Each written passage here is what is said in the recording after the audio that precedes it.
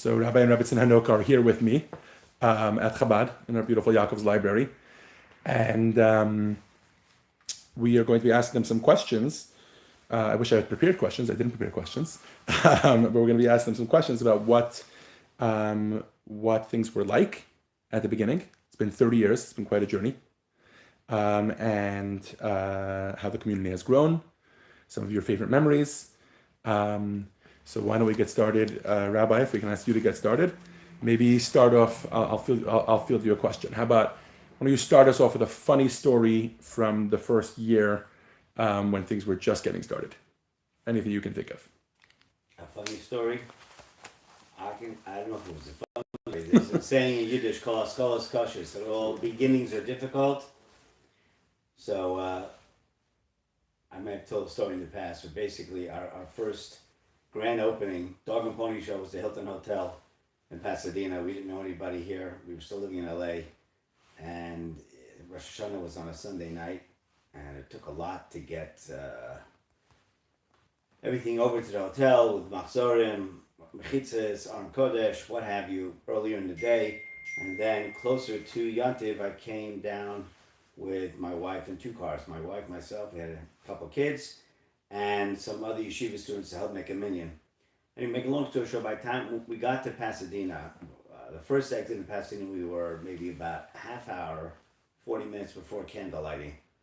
And I realized I forgot the Torah in Los Angeles. Oh my goodness. So I called the yeshiva student driving the other car. I said, pull over. He said, what's the matter? I said, just pull over. And he pulls over right off the exit, and my wife and the kids went into his car, and I drove back to LA like the wind, okay, to go get the Sefer Torah, which was sitting in my apartment. And long story short, I was in a rental car at the time, and my brakes went out by the Hollywood Bowl coming down into Los Angeles. It was quite an eventful moment. I called the car rental place, said I need a car sitting in the parking lot. No paperwork, make sure it has gas in it, and we'll deal with all that after Rosh Hashanah, which they did. And I had my brother-in-law meet me at this car rental place with the Torah, because it was a little closer to where I was going. Anyway, in short, I drove back probably like a madman, to be honest with you, to get back to Pasadena before Rosh Hashanah started.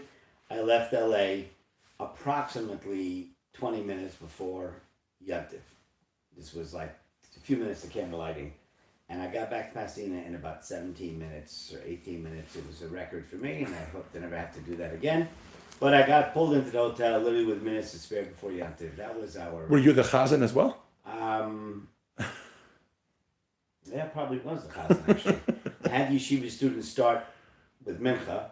So I ran in schwitzing like a crazy man, you know what I mean? And I figured I was going to end up having to walk. I already put my wallet, put everything to my glove compartment, figuring I'm just going to have to park the car on the side of the road, whatever it is, and deal with it later. But I was going to drive like to the last minute because it was a heavy Sefer Torah, and every minute I walked, holding a Sefer, every minute I drove rather, if I'm holding a heavy Sefer Torah, walking is 20 minutes a mile at best. I can drive a mile at the speed I was going, a little more than 60 miles an hour in less than a minute. Anyway. That was the beginning. We made it, Baruch Hashem, and... So that was the first Rosh Hashanah? That was our first day here, yes. It was the first day here. First night. First Rosh Hashanah. Services, I imagine, were not here. Well, we didn't have the building. No. So we were services. It was at a hotel. Oh, is that the picture? One of the pictures we've been using in the campaign? Yes. One of them standing there. Stand with the empty chairs. Yeah. And then... So I imagine that was a picture either after Yom Tif or a day before. Probably before Yom Kippur, maybe. Okay. Do you remember which hotel it was at? The Hilton, right here in Pasadena. Roadless. Very nice, yeah. Yeah. Wow, I imagine it's been redone a couple times since. Yeah, probably. So you started at the Hilton. Mrs. Hanoka, why don't you pick up? What was your first space like? What was it like to get a first space? I want to go back. Oh, okay, go ahead. Before we did that Rosh Hashanah, so when we first had the thought. By the way, so there's 9 people live now, just so you get an idea, and people are growing. Thank you everyone for joining. If you want to ask any questions, feel free to type them in the comments on YouTube. Or on WhatsApp, you can text me, WhatsApp me. Sorry for interrupting you. Go ahead. So, when we lived in LA, we had 3 children then, Simikiti and Label, and we were looking to open a Chabad, and Pasadena came up as a possibility, and we drove to Pasadena. We did not know how to get here. We had a Thomas guide map, those old things, and we got lost. I do remember that. We The first went on time. the freeway, yes, and we went around the wrong way. And we really, even having grown up in Los Angeles my entire life, I had never been to Pasadena. So that was interesting. And, when we decided to move here, and everyone we knew said there's no Jews in Pasadena, and there we were back to connecting to my husband's part about Rosh Hashanah. We came in, we actually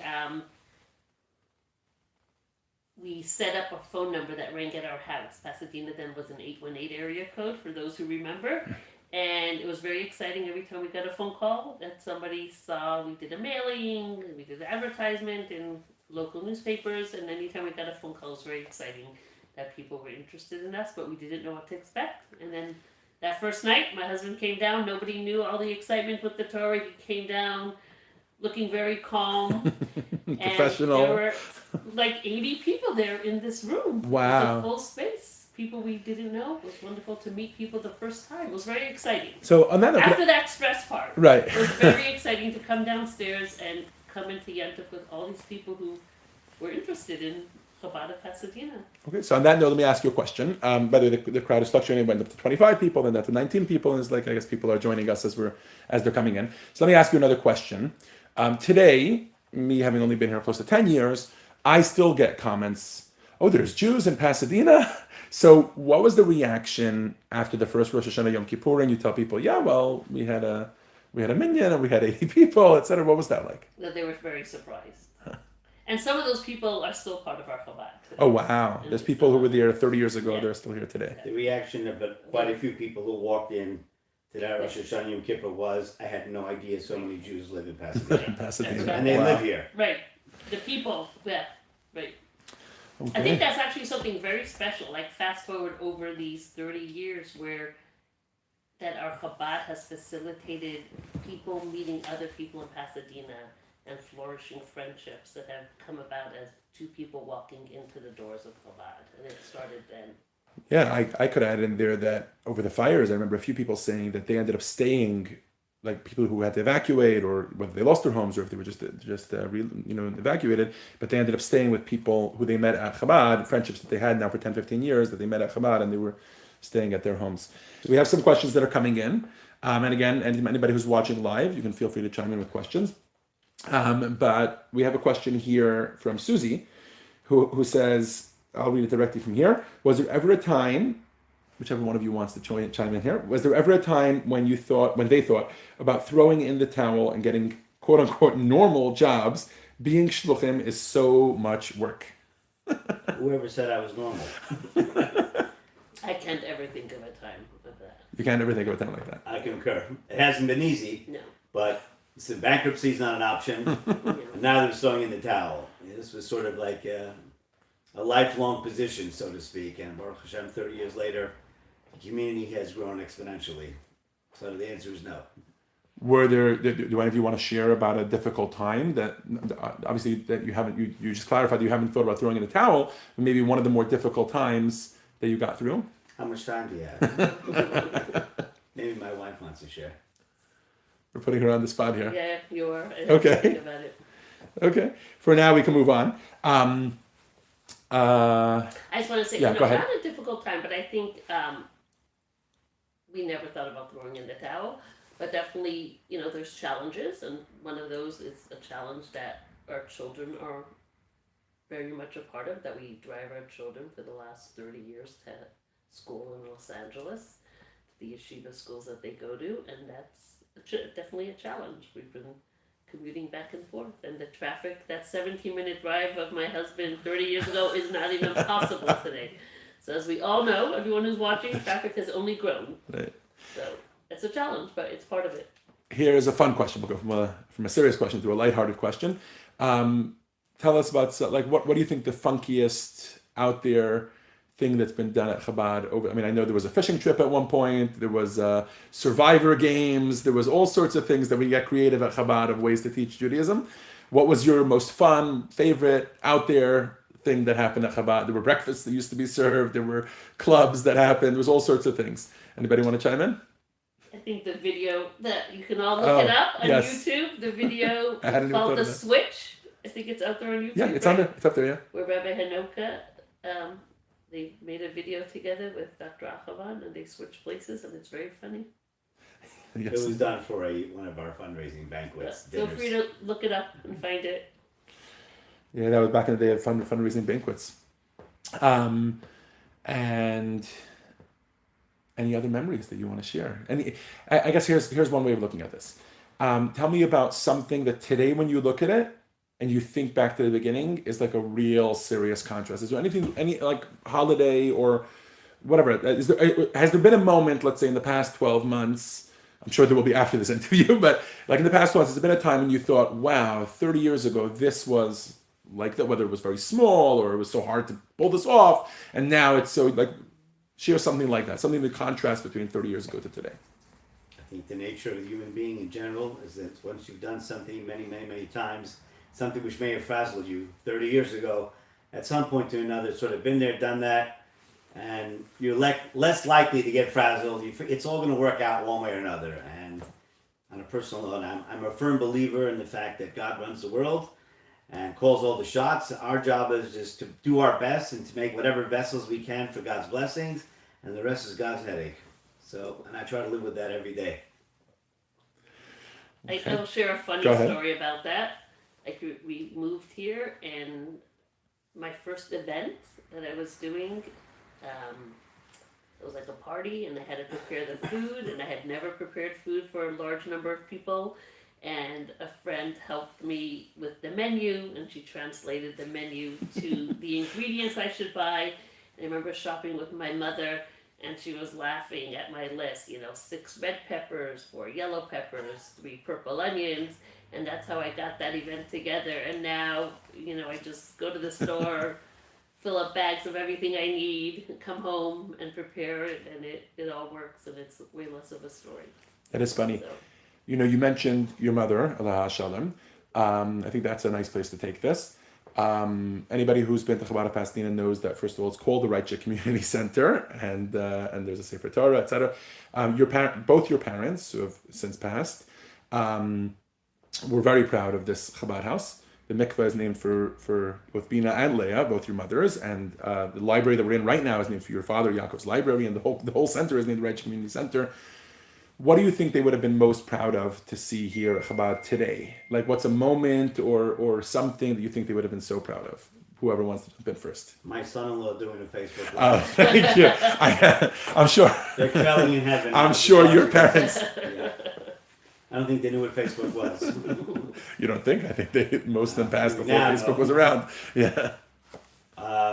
My father would always tell me, he says, Chabad of Pasadena is one of his best investments, quote unquote, on many levels. But I think for my parents in particular, I can speak because my parents used to come here to visit for the holidays, whatever it may have been, and they always thoroughly enjoyed seeing the growth and meeting the people and re-meeting many of the people. Over the years, I would try to take advantage of my father being here and having him speak on Torah and science, which is always a thrill for the people here, and my father enjoyed doing it as well. So I think overall, just being able to see, Baruch Hashem, the exponential growth to the extent we're growing out of our current facility would give them tremendous nachas. My wife can speak on behalf of the righteous side.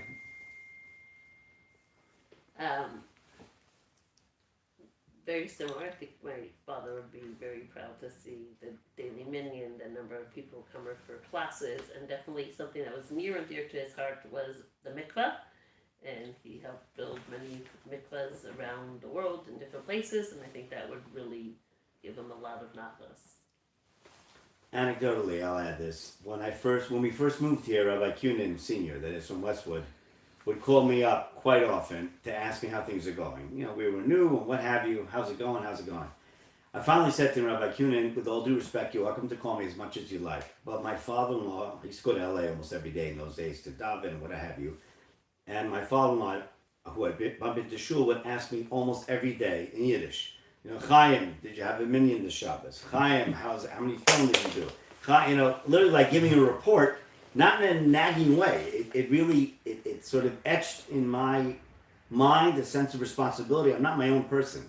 I have to be answerable to something bigger, even though I'm quote unquote working for, I'm not working for a boss here directly. But I really etched this concept of responsibility in my mind. I told Rabbi Kuna, I said, listen, my father-in-law asks me almost every day what we call a duch in Yiddish, like a report. So you don't have to bother calling me anymore. And that ended the phone calls from Rabbi Kuna. But I actually, looking back in hindsight, really appreciated being asked that on a regular basis. Saying gave you a sense of accountability. It did, but not in a bad way. It's not like something you think your father-in-law keep. You already know this, but your father-in-law. I can imagine every day. What did you do today? How did you go today? It says you can be like, okay, get off my back. Why do you? Let me live. I'm not living in your house. I didn't take it that way at all, and I know he meant it. He meant it well, sincerely. There was no airs about it whatsoever, and it gave me that sense of accountability, which I tried to carry through today. Okay, we're going to give this 5 more minutes. If anybody has any questions, feel free to submit them. You spoke, Rabbi Hanoka, about minion. Talk to us about the evolution of minion. I guess for starters, when did you have a consistent Shabbos minion? Was that a struggle at the beginning, and when did that come together? And then talk about the daily minion and how that's been going till today. A struggle, absolutely. It was viewed as an impossibility in many people's minds. For a Shabbos minion? Even a Shabbos minion. So let's start with the Shabbos minion. minion. The other week, I think, I used to drive. I had a couple of yeshiva kids from LA who were like 13, 14. Used to come to us to help. Yeah, to help make the minion. Drive them down, drive them back every Saturday night. This went on for a while. I don't remember how long. I mean, those then kids are now in their 40s, 45. They had their own Chabads, etc., in their own family. But they were 13, 14-year-old kids at the time. Just to help make sure we had a minion. A daily minion started when my mother passed away. That was 20 years ago, right? 20 years ago. This past summer. So you wanted to say Kaddish? Started a daily Shachris. I want to say Kaddish, at least for Shachris for my mom. I made phone calls every single day. Every single night. Well, I guess the night before to confirm for the next to make sure we got a minion. I had lists all over the house. I knew everybody in town's schedule, who's going on business, trip, vacations, what have you. You always needed the insurance man. What percentage would you say? Did you get 100% success? Or Close. Close to it, in the 90s. I could be a nudnik, I was really popular in some people's homes at 6:30 in the morning when, or 6:35 and the husband didn't show up. Right. Yeah, I'd have to call because we're short one. But, it took a lot of persistence. And Baruch Hashem, 20 years later, there is a thriving, I would say. Sometimes keeps a few more people, but we get a minion the vast majority of the time. Yeah, I would say on a daily basis. We had a Mincha Meirav here for a while after my father died for about 4 or 5 years. At some point, it kind of fell apart. We had it again recently. Someone wanted to say Kaddish, and we had it till we had the winter. Yeah, we do have it. Just for a few fell months. apart one winter because Mincha was so early at 4:15, 4:20. Right. And a lot of the people didn't live here, weren't local. Anyway, that's basically where we're at. Let's fast forward. This will be the last question. Unless somebody wants to submit a question. Any other questions you want to submit, please feel free. Let's fast forward to, obviously, a lot of growth was happening at Chabad here. And I know we've been all over the place. We've gone back and forth. But a lot of growth was happening here at Chabad. Numbers growing. Shabbos minion, daily minion, beautiful. And then at a certain point, Chabad of Pasadena started to be also the central hub for Chabad of the San Gabriel Valley. Bringing down other shluchim to found Chabad houses. Today, in there's quite a few of them. Wanted to talk a little bit about what that was like, bringing down the first one and then other ones and how many there are today and that growth. If any of you want to jump in here. Would you like to jump in? I guess that means I'm jumping in. Well, we had shluchim here before Rabbi Stiefel and Rabbi Stiefel opened up Chabad of Arcadia. Rabbi Danziger, if anybody was here long enough ago, will remember. He was here with his wife Kayla. They moved to open Chabad in Rostov in Russia. But when they were here, they were within the Chabad of Pasadena. So they never opened up a separate. No, there was nothing else other than this particular facility. And then Chabad of Arcadia opened, followed by Chabad of Caltech, and then Chabad of South Pasadena, and now Chabad of the Covinas.